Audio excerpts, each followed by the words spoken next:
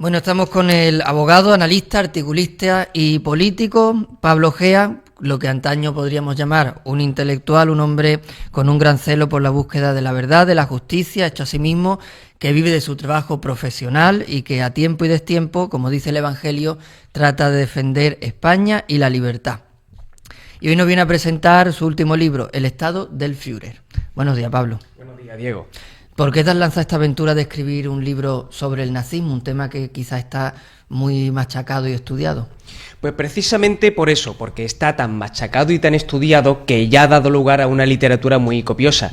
Y este libro es la segunda parte de una trilogía que tengo prevista sobre la cuestión de las revoluciones y del totalitarismo. Saqué un primer volumen sobre la Revolución Francesa y la Revolución Rusa, concentrándome en las políticas de terror, es decir, cómo estas revoluciones dieron lugar a dictaduras y, por lo tanto, cómo se implementó esa política de terror y de asesinato en masa, que una depende de la otra. El terror comunista en la Unión Soviética y en la China de Mao y en las dictaduras comunistas que hoy perviven, e incluso los grupos terroristas como ETA o como las Baader-Meinhof en Alemania o las Brigadas Rojas en Italia, pues son herederas de ese terror, de esa visión totalitaria del asesinato en masa del enemigo político. Y todo eso viene de la Revolución Francesa. Las purgas de Stalin son hijas de la guillotina de Robespierre, y Auschwitz es hijo de las purgas de Stalin, es hijo de la visión totalitaria que tiene Marx. Entonces yo quería concentrarme en este elemento que ha sido muy poco estudiado, que es cómo se implementaron las leyes totalitarias para modificar un sistema democrático y convertirlo en otra completamente diferente. Además, sobre todo, teniendo en cuenta lo de actualidad que está esto. Se piensa, ¿no? Europa en ese sentido es muy arrogante y piensa que por el hecho de que tenga sistemas democráticos razonablemente consolidados, pues es impermeable cualquier tipo de ideología totalitaria. Entonces, creo que en estos momentos en España, en el que podemos presenciar cómo las leyes se están bastardizando, si se puede utilizar esa expresión, para darles un sentido completamente diferente al originario, es interesante estudiar cómo eso sucedió en Alemania y cómo la República de Weimar acabó mutando en el Tercer Reich. Aquí en España, evidentemente, las comparaciones se hacen desde una razonable distancia, pero está claro que España está sufriendo un proceso de cambio de régimen en el que se le está dando una interpretación diferente a las leyes, se están controlando los tribunales, se está amordazando a la prensa, se está hostigando a la oposición y poco a poco nos vamos convirtiendo en otra cosa. Entonces creo que a través del análisis de las leyes del Tercer Reich de la Alemania nazi, pues nos podemos acercar de manera más crítica a la realidad actual. Digamos que este libro te ha servido a ti en tu análisis, para analizar los mecanismos autoritarios que se están metiendo en las democracias europeas, y en este sentido, ¿cuál dirías tú, digamos, que es el elemento más alarmante de autoritarismo o de peligro para las democracias en Europa? Fundamentalmente dos: el control de la judicatura, lo que implica el control de los jueces y el control de los fiscales. De hecho, ayer declaró nuestro flamante fiscal general. Creo que eso ya habla por sí mismo. Y luego el control de la libre opinión de la prensa, de medios libres como este y de las redes sociales. Es decir, cuando en el foro de Davos va Pedro Sánchez y habla de que hay que menoscabar los discursos del odio y la máquina del fango, son eufemismos que se emplean para hablar de la libertad de expresión. Porque, hombre, este sujeto no es tonto, y como no es tonto no va a ir allí al foro de Davos a decir vamos a sacar leyes para acabar con la libertad de expresión. No, lo que hace es decir que el que se expresa libremente, en el fondo, se expresa en función de unas ideas que son negativas para la democracia, y como él representa la democracia y la oposición pues representa la dictadura, hay que acabar con esa máquina del fango que lo que hace es ir en contra del gobierno democrático. Y Milei, sin embargo, lo dije además hace poco, fue allí a hablar precisamente de libertad de expresión, con lo cual creo que cualquier observador mínimamente crítico dice quién habla de acabar con la libertad y quién habla de extenderla. Entonces, eso es muy peligroso, porque si tú controlas a los tribunales, controlas a la judicatura, controlas a los fiscales, cuando a ti te estén amordazando en tu libertad de expresión y vayas a someterlo a un tribunal, ese tribunal controlado, al final, ¿a favor de quién va a fallar? Va a fallar a favor de quien quiere menoscabar la libertad, no a favor de ti, que eres la víctima de ese menoscabo. Y creo que eso es un peligro por el que la Unión Europea se está deslizando. Hace poco, de hecho, se anularon las elecciones en Rumanía. Es cierto que lo hicieron los propios órganos judiciales rumanos. Pero, sin embargo, los órganos europeos se pronunciaron a favor de eso. Y es decir, que en ningún momento le metieron un palo a los tribunales rumanos, sino que en todo caso dijeron que, bueno, que perfecto. Y un excomisario europeo dijo hace poco que, bueno, que en el caso de que Alternativa por Alemania, el partido soberanista, pueda eventualmente ganar las elecciones, pues que, bueno, que igual se plantean hacer lo mismo. O sea, usted me está diciendo que hay que votar correctamente, y si no vota correctamente, vota mal. Pues como en Alemania nazi y en la Unión Soviética, ahí había elecciones, pero claro, elecciones de partido único en las que todo el mundo tenía que votar correctamente. Pues los referéndums durante el franquismo, se votaba la opción oficialista, y si usted no vota la opción oficialista, pues entonces es que no es democracia. Volviendo un poco al tema del libro, ¿de qué trata exactamente? Parece que el libro tiene dos partes, ¿no? Una que está dedicada al tema jurídico y otra que es un análisis más ideológico y en cuanto a las ideas del nacionalsocialismo alemán. ¿De qué trata? Y luego es un libro asequible a todo el público porque, si no me equivoco, es como el análisis del derecho penal en la Alemania nazi, ¿no? A ver, el libro está construido en una estructura piramidal, en el sentido de que va de lo más general a lo más concreto. Entonces, al principio se trata de explicar en qué consiste la ideología nacionalsocialista, qué es el nazismo. Cuando tú dices que alguien es un nazi, realmente qué significa eso. Luego, cómo funciona el Tercer Reich como régimen, como dictadura, como sistema, que era algo muy diferente a lo que la gente cree. Luego analiza lo que es la producción legal del nazismo, se pasa a la producción penal, cómo se emplea el derecho penal para la eliminación de determinadas categorías de sujetos, no solamente de los judíos, sino también de los homosexuales, también de los gitanos, de los eslavos, de la vida indigna de ser vivida, de los retrasados mentales, gente que tenía problemas de esta índole, que el régimen consideraba que eran enemigos objetivos, es decir, perteneces a una categoría de sujetos que no interesa al Estado, y por lo tanto el Estado, para sanearse, te elimina. Y luego finalmente se concentra en cómo eran los juicios en la Alemania nazi. A ti en la Alemania nazi te trincaban, hablando mal y pronto, robando una pandereta en un bazar, en el caso de que los hubiera, y bueno, te sentaban en el banquillo. ¿Y qué pasaba cuando te sentaban en el banquillo? ¿Cómo funcionaba un juicio en la Alemania nazi? ¿En qué criterio utilizaba un juez para juzgarte? Y es curioso esto, porque el criterio que empleaba el juez no era el hecho de que tú fueses culpable o no del delito, sino de que tú hubieses actuado en función del sano sentimiento del pueblo. Es decir, si tú cometes un delito, pero lo haces en favor de la causa, por ejemplo, un agente de las SS que liquida a un enemigo político, pues no es un crimen. Pero si tú actúas en contra del sano sentimiento del pueblo, es decir, tú eres una persona que, digamos, no comete un delito como tal, pero actúa en contra del Estado Nacional Socialista, entonces sí te condenan.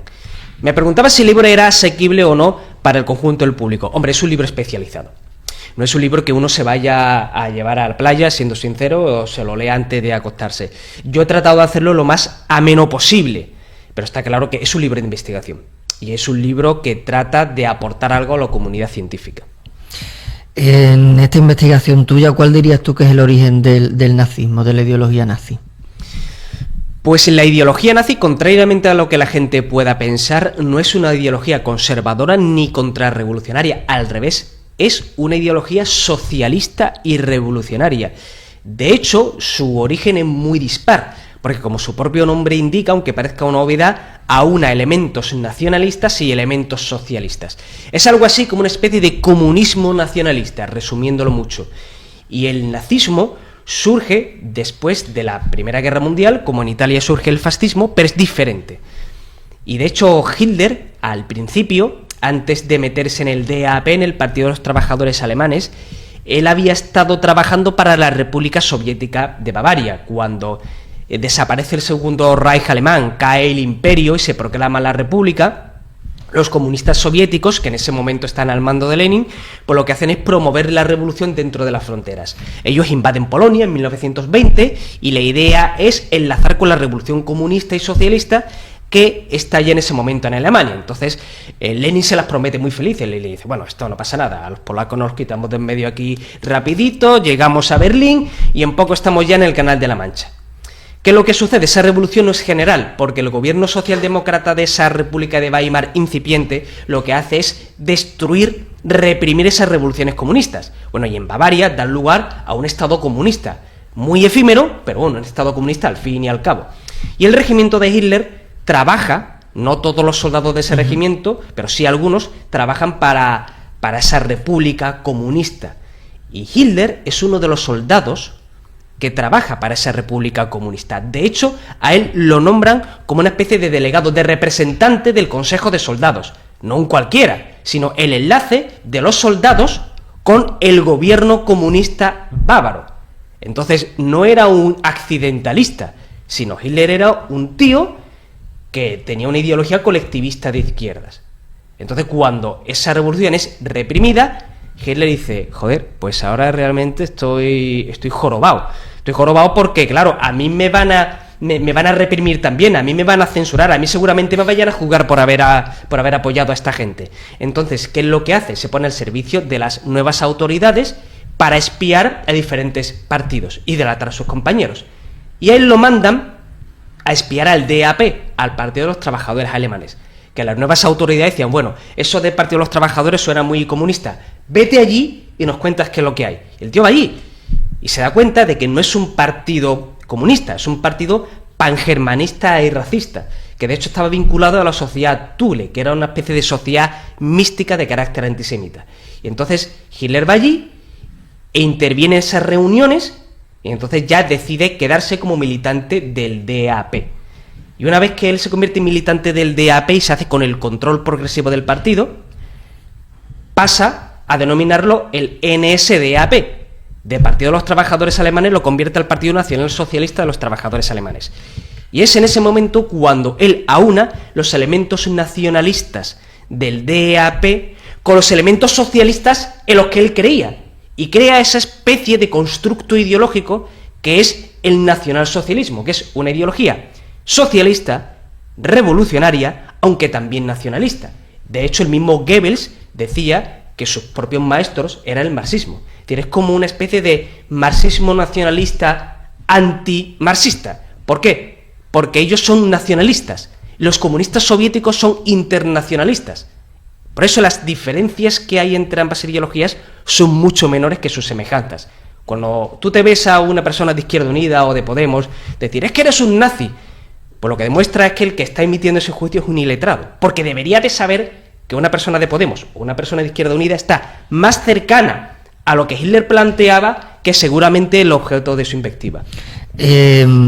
¿Tú a qué achacarías, digamos, la diversa propaganda o la percepción que tenemos en general?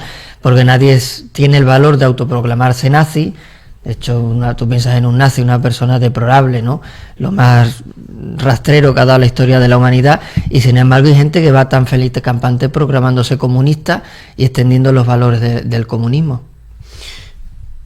Eso se puede explicar de una manera histórica y propagandística. ¿A qué me refiero con esto? Histórica porque el Tercer Reich cayó de manera violenta tras perder la Segunda Guerra Mundial. Pero sin embargo el comunismo no. De hecho, la Unión Soviética no cae de manera violenta. Entonces, al no caer de manera violenta, nadie ha podido ir a territorio ruso o de las repúblicas soviéticas a ver exactamente qué es lo que pasó allí. Digamos que los muertos se quedaron en el armario. Todo el mundo vio los campos de concentración y los campos de exterminio. Tú puedes ir a visitar Auschwitz. De hecho, hay gente que va allí a frivolizar y a hacerse selfie en la tumba donde murieron millones de personas, lamentablemente. Pero, sin embargo, aunque todo el mundo conoce el Holocausto, pero si preguntáramos a los oyentes de aquí, ¿alguien conoce el Holodomor? Pues casi nadie. ¿Por qué? Porque el Holodomor fue el asesinato por hambre, por exterminio físico, operado por los comunistas soviéticos durante la época de Stalin contra Ucrania. Bueno, y de hecho se mataron allí casi tantos o más judíos, más ucranianos, que judíos mató Hitler. Con lo cual, a ti te suena Auschwitz, pero no te suena el Holodomor. Viene a demostrarse eso. Los comunistas no cayeron violentamente, con lo cual nadie ha podido realmente acercarse a la realidad palpable que eso ha supuesto. Y luego la propia maquinaria del movimiento comunista internacional, la Comintern y los partidos comunistas que pertenecían, digamos, a esa internacional comunista, siempre se afanaron en blanquear la ideología del comunismo y en plantearlo desde una especie de desequivalencia moral. Es decir, el nazismo cuando mata, mata porque es malo. Y como es malo entero, cualquier crimen que cometa un nazi es execrable. Pero el comunismo, como en el fondo pretende la mejora de la humanidad, pues es algo así como crímenes aceptables porque, hombre, errores se cometieron. Es como, no es lo mismo el tío que va con la vajilla y la rompe deliberadamente que el que va y se le cae algún que otro plato. Entonces, haciendo esa especie de disociación, ellos dicen, nosotros como en el fondo somos buenos, se nos tienen que aceptar todos los crímenes que cometamos. Pero sin embargo, como un nazi es intrínsecamente malo, pues entonces todo lo que haga es malo per se. Y como los partidos comunistas hoy en día tienen una presencia mediática enorme, lo vemos aquí en España, a nadie se le ocurre censurarlos igual. Por ejemplo, que el Partido Popular hiciese coalición con una formación abiertamente nazi, no pseudo-nazi o neonazi, sino abiertamente nazi, pues sería una auténtica locura, sería una aberración. Pero sin embargo, Pedro Sánchez puede hacer una coalición con comunistas, con gente que admira a Lenin, que admira a Stalin, o que no condena al comunismo como ideología, es más, ni siquiera condena a ETA, y no pasa nada. ¿Por qué? Porque la gente considera a los comunistas como algo así, eso, como digamos, la Pepsi de la Coca-Cola, ¿no? Matan, pero en el fondo son buenos. Y ese mito sigue existiendo a día de hoy, y a la vista está. Históricamente el nazismo tuvo relaciones muy importantes, ¿no?, con el fascismo. Evidentemente el italiano, habría que ver si Franco se le podría catalogar como fascista. ¿Es lo mismo el nazismo que el fascismo? No, de hecho, en muchos aspectos son opuestos. Yo sostengo en esta obra, en este libro, que el nazismo es más parecido al comunismo que cualquier otra cosa. Porque una cosa es el ornamento, el exterior, ¿no? Tú ves los brazos en alto y las pancartas y los discursos, entonces el atrecho, por así decir, sí es más semejante. Pero el tuétano no, porque el fascismo nace como un movimiento sincrético, es decir, un movimiento que reúne diferentes piezas a nivel filosófico, bebe de todas las fuentes filosóficas, lo reúne en un totum revolutum y te saca el fascismo, que es una especie de ideología que lo que quiere es un estado tutor. No totalitario como tal, sino estado tutor que disciplina la vida, pero permite que diferentes corrientes, controladas por el Estado evidentemente, pero sigan de alguna forma coexistiendo. Por eso, cuando cae Mussolini, no hace falta desfascistizar Italia, porque el fascismo había sido muy superficial. De hecho, Mussolini cae porque el fascismo nunca fue totalmente totalitario, valga la redundancia. Existía un consejo fascista que podía destituir a Mussolini. El rey Víctor Manuel, de hecho, es el que destituye a Mussolini como primer ministro. Eso era impensable en el tema de Hitler. Hitler no tenía ningún contrapoder que pudiese eliminarle. De hecho, lo intentaron con lo de la Operación Valquiria los propios militares y no fue posible. Y no hablemos ya de la Unión Soviética. Ni Stalin ni Lenin tienen ningún contrapoder. El fascismo no busca tanto la disolución del individuo en el Estado como que el individuo opere dentro del Estado. Pero sin embargo el nazismo no bebe de las tradiciones jurídicas o filosóficas occidentales. Es algo así como una especie de paganismo nórdico místico anticristiano. Mussolini firma los pactos de Letrán con el Vaticano, y se crea la ciudad del Vaticano. Pero sin embargo el nazismo es anticristiano, aborrece de los valores cristianos. De hecho, un plan que tenían los nazis era eliminar las iglesias cristianas cuando ganasen la guerra. No podían hacerlo en ese momento. Igual que la Unión Soviética. Si por algo se caracterizó la Unión Soviética fue por la persecución religiosa. Y luego el nazismo es antiestadalista. Es decir, el nazismo funcionaba con una especie de lucha de todos contra todos, en las cuales la capacidad omnímoda del líder era la que lo hacía armónico hasta cierto punto. Eso en el fascismo no existía. Y con lo del tema del franquismo comentabas tú, ese es otro de los grandes mitos, ¿no? Hoy en día se utiliza el término fascista y franquista como si fuese un sinónimo, pero el franquismo no era nazi, el franquismo era otra especie de constructo surgido a raíz de la guerra civil que reunía lealtades en torno a un solo hombre, que era Francisco Franco. Por eso cuando Franco muere, desaparece el franquismo. No hay franquismo como corpus ideológico. Veía de fuente de los tradicionalistas carlistas, elementos de la falange, de los monárquicos conservadores, de los tecnócratas de l'Opus Dei, y Franco fue como una especie de gran equilibrista. En función de cómo fueran las cosas a nivel internacional, él se iba escorando un sentido o en otro. Pero el franquismo nunca fue revolucionario, era conservador y católico. No tenía nada que ver con los ideales socialistas revolucionarios. De hecho, al franquismo le repelían esas cuestiones.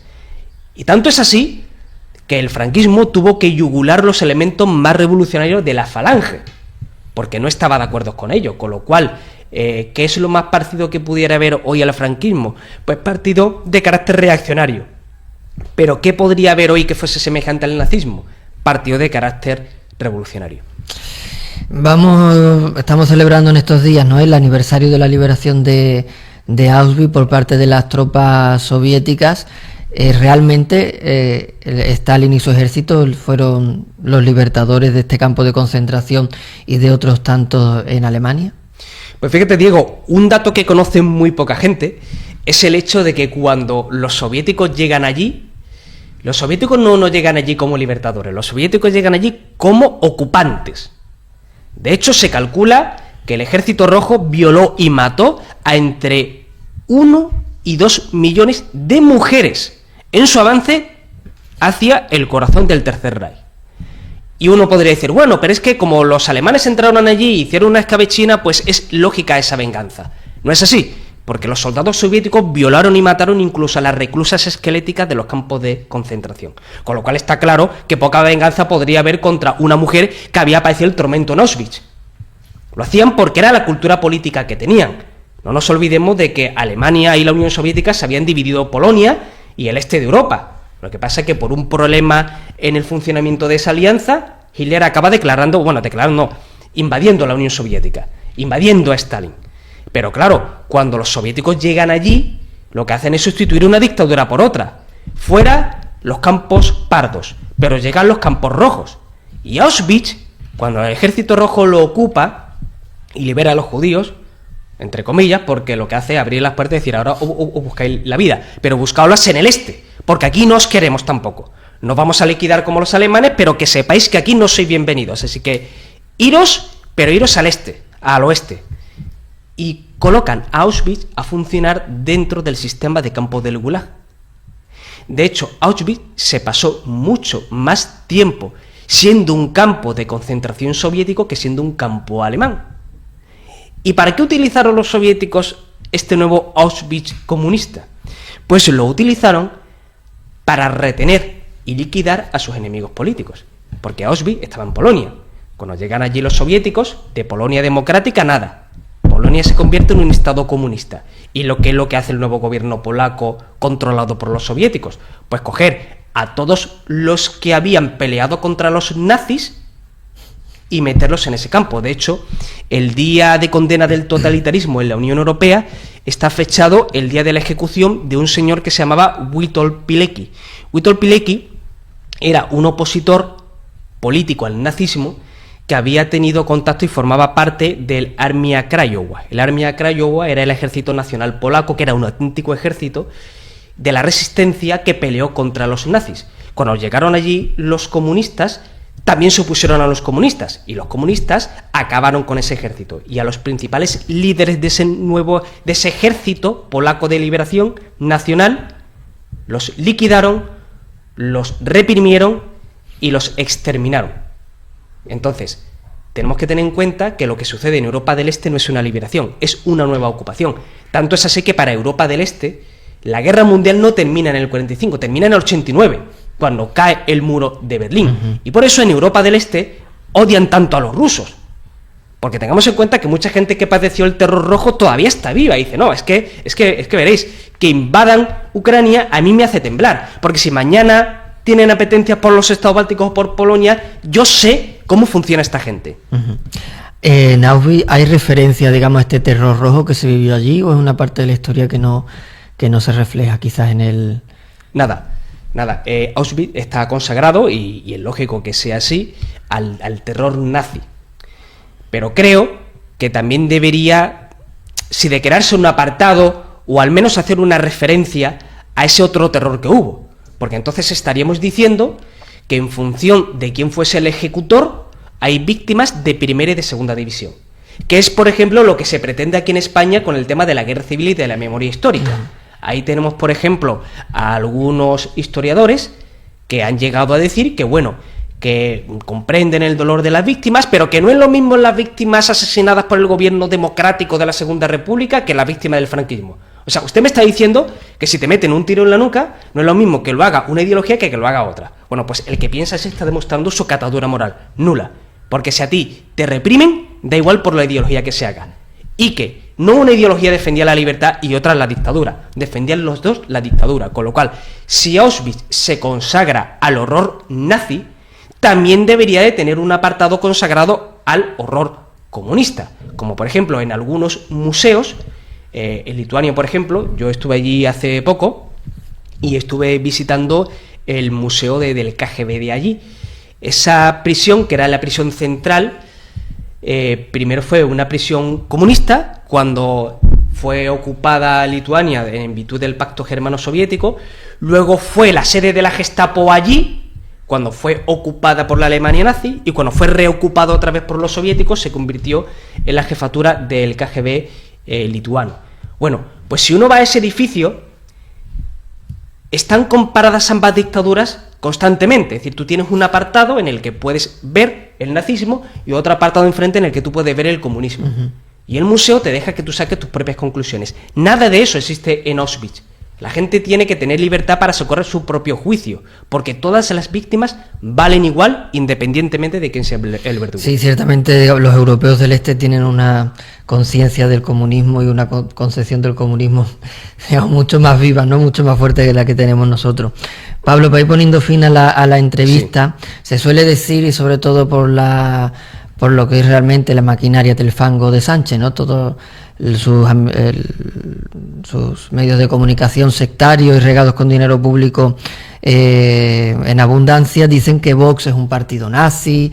Esta mañana, que venía haciendo un ejercicio de estoicismo heroico, escuchando la tertulia de la cadena SER, estaban llamando a Santiago Abascal nazi porque había copiado parte del discurso de Trump sobre la inmigración, ¿no? Pero nazi tal cual, no es que me lo estoy inventando. ¿Es Vox un partido nazi? ¿Hay en España algún partido pequeño o grande que defienda esta ideología o que pueda relacionarse en algunos aspectos con ella? Bueno, en primer lugar tengo que decirte, Diego, que me solidarizo completamente contigo, porque haber tenido que escuchar todo eso realmente te ha debido de generar algún tipo de daño cerebral, sí, importante, ¿no? Y yo espero que te recuperes pronto de él, porque es que, pero vamos, ya fuera de broma, tengo que decir que eso es lo que demuestra que estos periodistas pues no manejan, como mínimo no manejan la materia de la que están hablando, ni en un sentido ni en otro. Es decir, no saben lo que es el nazismo, no saben lo que es Vox y no saben lo que es Trump, ¿eh? Porque deberían de tener en cuenta que Vox es un partido de carácter soberanista, como también lo es Trump. Entonces, el soberanismo en todo caso es más democracia, porque lo que trata ese planteamiento, trata esa ideología, es precisamente de que el pueblo pueda tener un control mucho más estricto sobre los gobernantes y que estos no estén sujetos ni a ideologías liberticidas ni a los intereses de potencias extranjeras. De hecho, si a Vox hubiese que calificarlo de alguna forma, yo lo calificaría como un partido constitucionalista. ¿Por qué? Porque no nos olvidemos que muchas de las iniciativas judiciales que han acabado, de alguna manera, poniendo de manifiesto las ilegalidades del gobierno, sobre todo con lo del tema de la pandemia, los estados de alarma que en el fondo no eran estados de alarma y que se hizo todo eso para saltarse el control parlamentario. Vox quiere cambiar la Constitución, pero es totalmente legítimo que un partido quiera cambiar la Constitución. El mismo Partido Socialista quiere cambiarlo. Decimos que el Partido Socialista es un partido nazi, pues evidentemente no. Pero si hay un partido que realmente ha estado defendiendo los ataques que se han producido contra el Estado de Derecho español, en todo caso ha sido Vox. Ahí el PP ha sido mucho más timorato. Entonces, Vox es un partido de la Constitución. ¿Quiere cambiarla? Sí, pero por ahora es el que la está defendiendo ante el gobierno. Es decir, es el partido que ahora realmente está haciendo una oposición contundente y furibunda como se le tiene que hacer al gobierno de Pedro Sánchez. Y decir que Donald Trump es un nazi, hombre, creo que es una auténtica locura, porque Trump ya ha gobernado durante 4 años Estados Unidos y está claro que Estados Unidos es una democracia. Trump no es antisemita, para empezar. Quienes acusan a Trump y a Vox de ser nazi sí son antisemitas. Si hay aquí unos partidos, y me arriesgo a que lo que vaya a decir ahora mismo suene polémico, pero mentiría si dijese lo contrario. Si hay partidos aquí hoy en día que se parecen al nazismo, son precisamente los partidos del gobierno. ¿En qué sentido? En que está claro que el antisemitismo que tienen es militante. Con lo del tema de la guerra en Gaza ha quedado claro el odio brutal que le tienen a los judíos. Y eso tiene que ponerse de manifiesto ahora en el aniversario de la liberación de Auschwitz. Luego son unos partidos que abiertamente quieren cambiar el sistema de libertades, quieren eliminar los derechos de los individuos y quieren convertir a España en otra cosa diferente. Con lo cual, por ahora, está claro que Trump no ha intentado eso en Estados Unidos. Vox no ha intentado eso en ninguno de los gobiernos autonómicos en los que ha tenido responsabilidad institucional. Con lo cual, vámonos a los datos y seamos rigurosos. Pero claro, ya el término nazi-fascista se ha banalizado hasta tal punto que cualquiera es un nazi o un fascista. Tú y yo, Diego, somos nazis sí, y fascistas para cualquiera de esta cuerda ideológica que nos esté escuchando. Muy bien, pues vamos a agradecer a Pablo, desde luego, la entrevista. ¿Dónde podemos comprar el libro? Si ustedes quieren, digamos, aumentar sus conocimientos sobre el nazismo y ser capaz de analizar la actualidad política como Pablo, pues compren el libro, porque aunque no es un libro para descansar, sino de estudio, seguro que les va a ayudar a ser unos buenos analistas políticos. ¿Dónde lo podemos comprar? Pues el libro se puede adquirir en la página web de la editorial Última Línea, y realmente en todas las superficies, principalmente Casa del Libro, FNAC. Es un libro que se distribuye en todas las superficies y además vamos a realizar 2 presentaciones principales. Una que se va a hacer en Sevilla el próximo día 6 de marzo y luego otra que se hará en Huelva seguramente para mayo, que ya está cercano el verano, hace calor y es un buen momento para irse uno a ver una presentación y luego tomarse una cervecilla si se tercia. Pues hasta aquí la entrevista. Muchas gracias, Pablo. Muchas gracias a ti, Diego. ¿Listo? Es que este tío es un crack. Yo no sé, ¿tú lo llevas al Parlamento? Joder. Pues sí, ¿eh? Lo llevas al Parlamento y no le dura allí un tío ni 10 segundos.